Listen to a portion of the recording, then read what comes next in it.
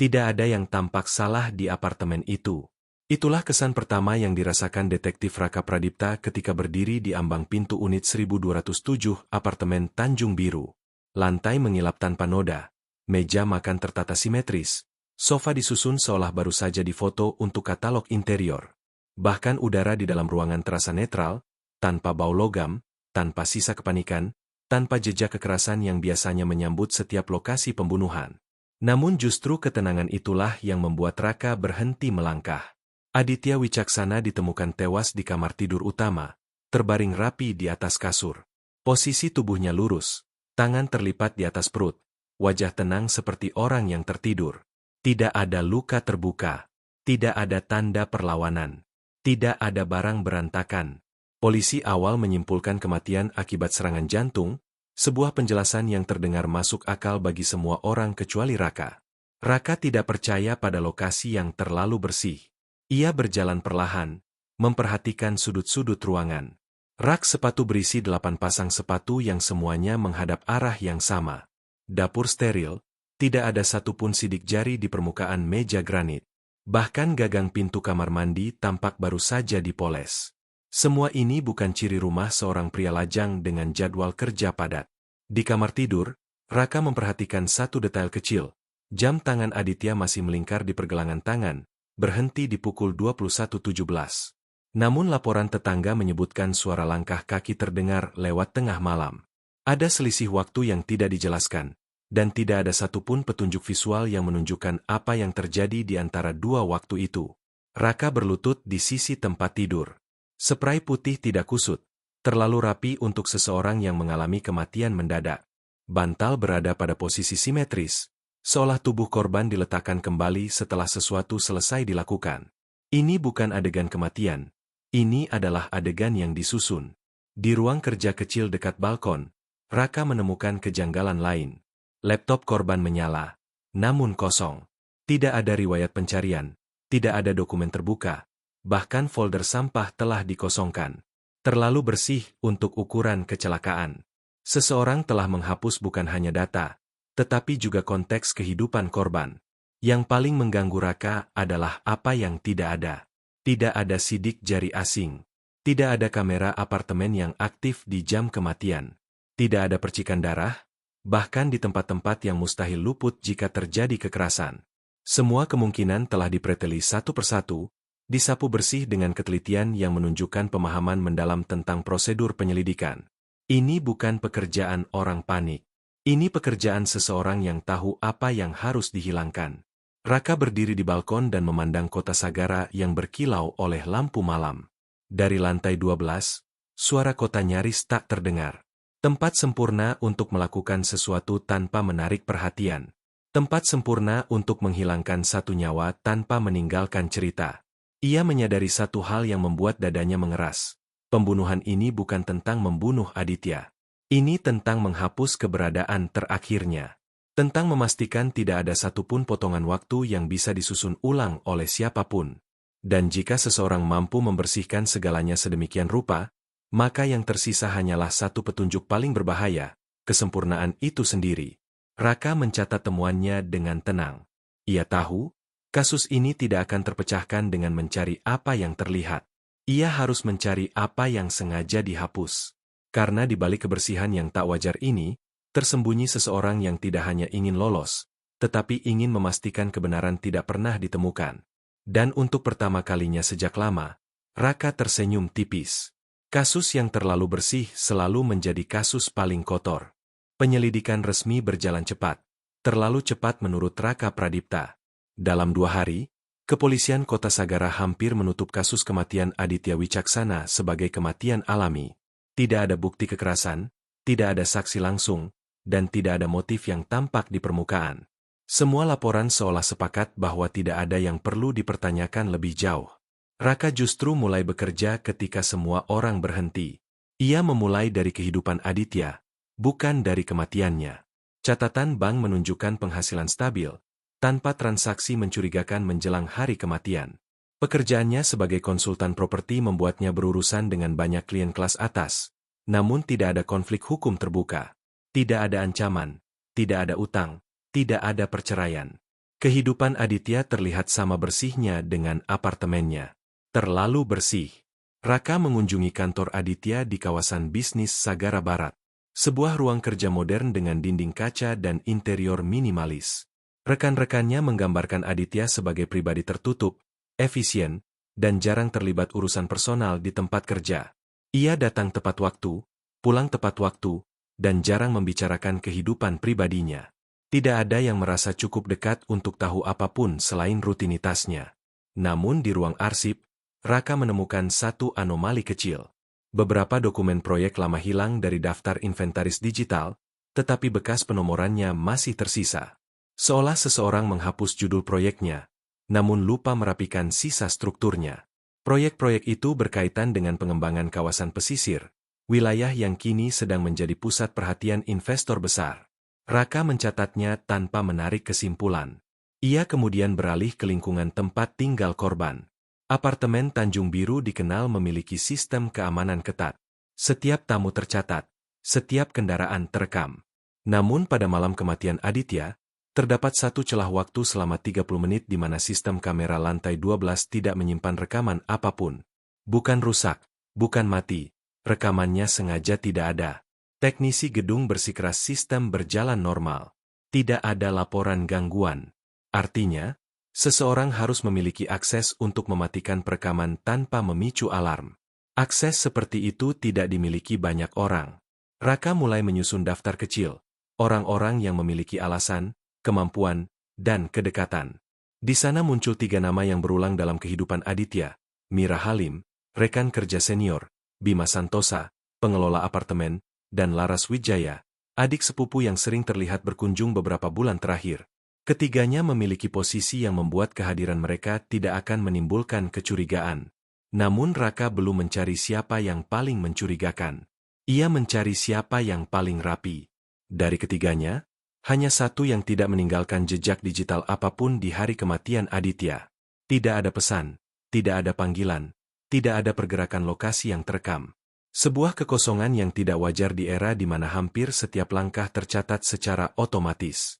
Raka teringat laptop Aditya yang kosong. Seseorang telah memilih apa yang harus hilang. Dan penghapusan itu bukan tindakan spontan, melainkan hasil perencanaan. Di pelabuhan tua kota Sagara, Raka berdiri memandang laut yang tenang. Ia menyadari pola awal kasus ini mulai terbentuk. Kematian Aditya bukan peristiwa tunggal. Ia adalah titik akhir dari sesuatu yang lebih besar, sebuah rangkaian keputusan yang sengaja disembunyikan. Semakin Raka menyelidik, semakin jelas bahwa pelaku tidak berusaha melarikan diri. Pelaku justru tinggal di dekat korban, hidup normal, dan yakin bahwa tidak ada yang akan membongkar lapisan kebersihan yang ia bangun. Namun satu kesalahan selalu terjadi pada orang yang merasa terlalu aman. Mereka menghapus terlalu banyak. Dan di antara hal-hal yang hilang itulah, Raka tahu, kebenaran sedang menunggu untuk ditemukan. Kasus ini belum berbicara keras, tetapi ia mulai berbisik, dan Raka sudah mendengarnya. Detektif Raka Pradipta tidak terburu-buru menyebut siapapun sebagai tersangka. Ia membiarkan fakta-fakta bergerak perlahan, seperti pasir yang mengendap di dasar air. Semakin lama dibiarkan, semakin jelas bentuknya. Dan pada hari kelima penyelidikan tidak resmi itu, satu pola mulai tampak konsisten. Setiap kali Raka mendekati inti kehidupan Aditya Wicaksana, selalu ada bagian yang hilang, bukan secara acak, melainkan terarah. Raka kembali ke kantor Aditya, kali ini untuk menelusuri proyek-proyek pesisir yang dokumennya menghilang.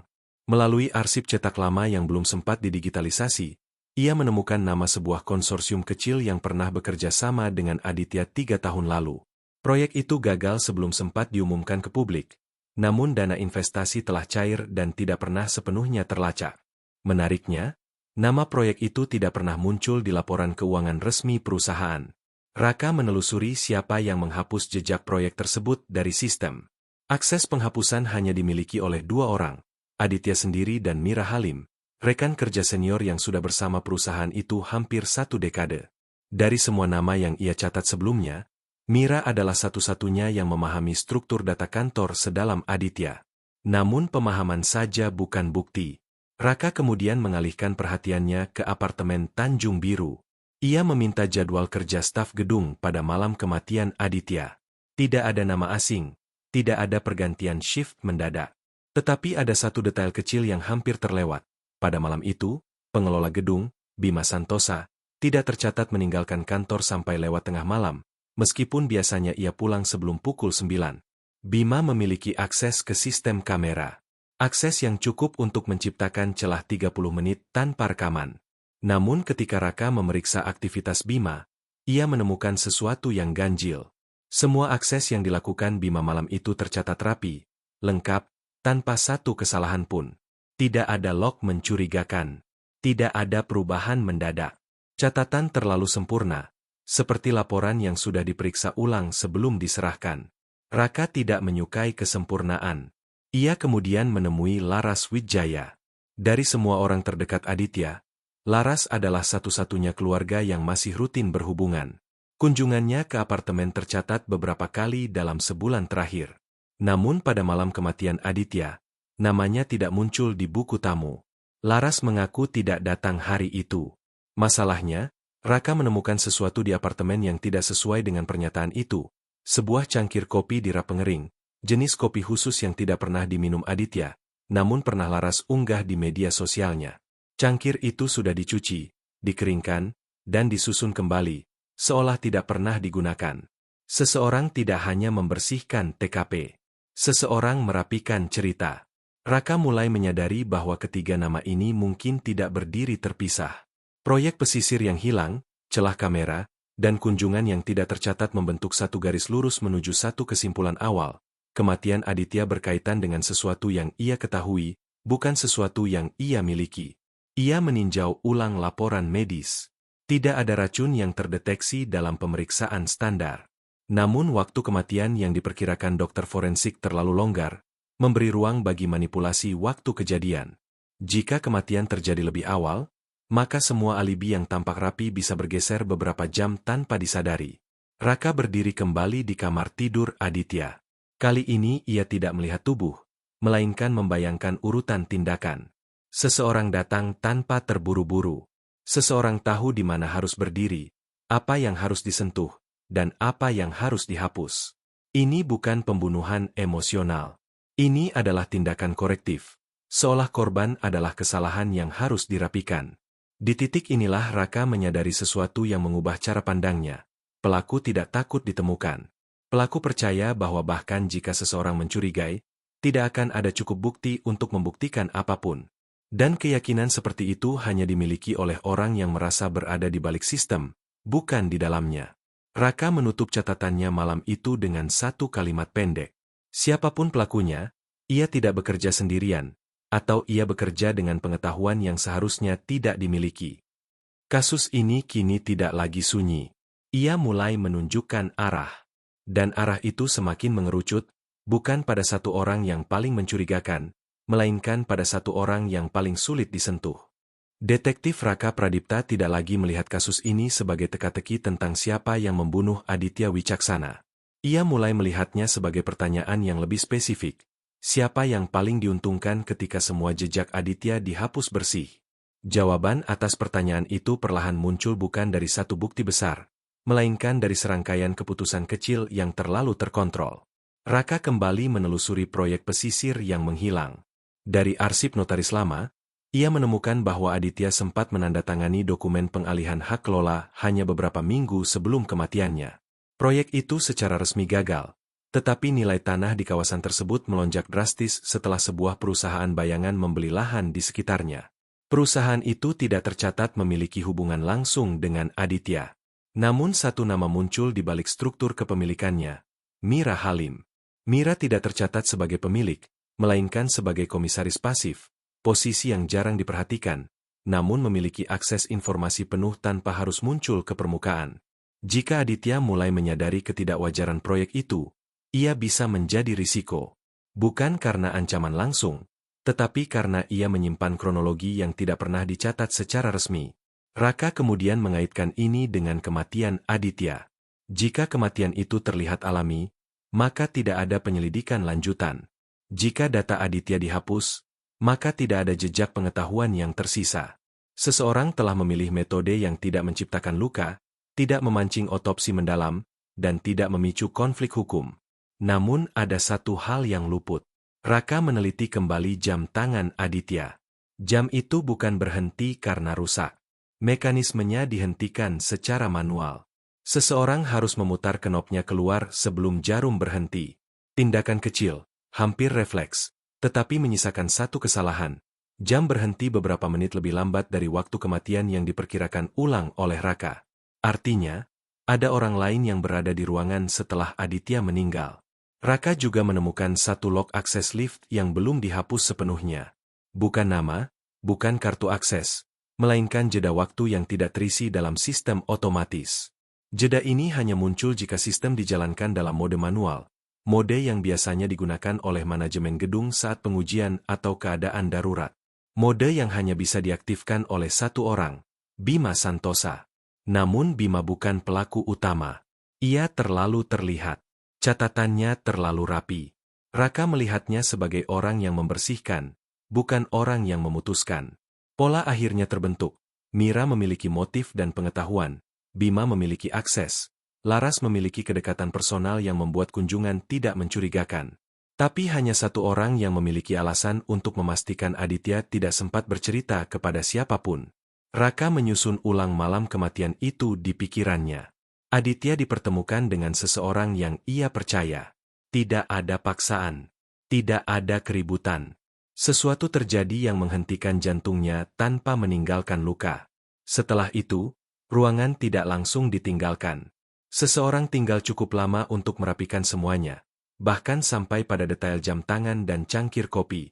Dan seseorang itu tidak panik. Raka menyadari satu hal penting. Pembunuhan ini tidak dimaksudkan untuk menghilangkan tubuh, tetapi untuk mengendalikan narasi. Selama kematian terlihat wajar, proyek pesisir bisa berjalan tanpa bayang-bayang masa lalu. Selama tidak ada jejak data, tidak ada yang bisa menghubungkan Mira dengan keputusan kelam tersebut. Namun kesalahan kecil selalu ada. Jam tangan, jeda lift, dan proyek yang terlalu sunyi membentuk satu cerita utuh. Raka menutup berkasnya dengan kesimpulan awal. Pelaku sebenarnya bukan orang yang membersihkan TKP, melainkan orang yang mengatur pembersihan itu sejak awal. Dan orang seperti itu tidak akan bertindak sendiri. Ia akan memastikan orang lain melakukan bagian kotor, sementara dirinya tetap terlihat bersih. Kasus ini hampir selesai. Yang tersisa hanyalah satu langkah terakhir, membuktikan bahwa kesempurnaan itu dibangun di atas satu kebohongan kecil yang tidak bisa dihapus. Detektif Raka Pradipta tidak membawa tuduhan saat kembali ke apartemen Tanjung Biru. Ia membawa urutan kejadian. Dalam kasus yang dibangun di atas kebersihan dan kerapian, satu-satunya cara membongkar kebenaran adalah dengan menyusun ulang waktu, bukan emosi. Ia memulai dari jam tangan Aditya Wicaksana. Jam itu berhenti bukan karena kerusakan, melainkan karena disengaja. Artinya, setelah Aditya meninggal, seseorang masih berada di ruangan. Seseorang yang cukup tenang untuk memperhatikan detail kecil, cukup peduli untuk memastikan waktu berhenti pada momen yang terlihat masuk akal. Namun justru tindakan itulah yang menciptakan celah, karena jam itu berhenti beberapa menit setelah waktu kematian yang paling mungkin. Raka kemudian menautkannya dengan jeda lock lift. Mode manual tidak digunakan oleh penghuni biasa. Itu adalah fitur pengelola gedung, fitur yang dipakai Bima Santosa malam itu. Namun Raka tidak pernah menempatkan Bima sebagai pelaku utama. Bima hanyalah tangan, bukan otak. Seseorang telah memberinya alasan yang terdengar sah untuk menutup celah kamera dan mengatur pergerakan lift tanpa menimbulkan alarm. Orang itu adalah Mira Halim. Mira memiliki motif yang paling jelas. Proyek pesisir yang gagal secara resmi adalah sumber keuntungan tersembunyi. Selama Aditya hidup, ada risiko ia berbicara, bukan kepada polisi, tetapi kepada pihak yang salah. Risiko semacam itu tidak dihadapi dengan ancaman, melainkan dengan penghapusan. Kematian alami adalah solusi paling aman. Raka menyusun ulang malam itu. Mira datang sebagai rekan kerja, seseorang yang dipercaya Aditya. Tidak ada kekerasan. Tidak ada kepanikan. Sebuah tindakan cepat yang tidak meninggalkan luka. Setelah itu, Mira tidak pergi. Ia memastikan semua detail mendukung satu cerita.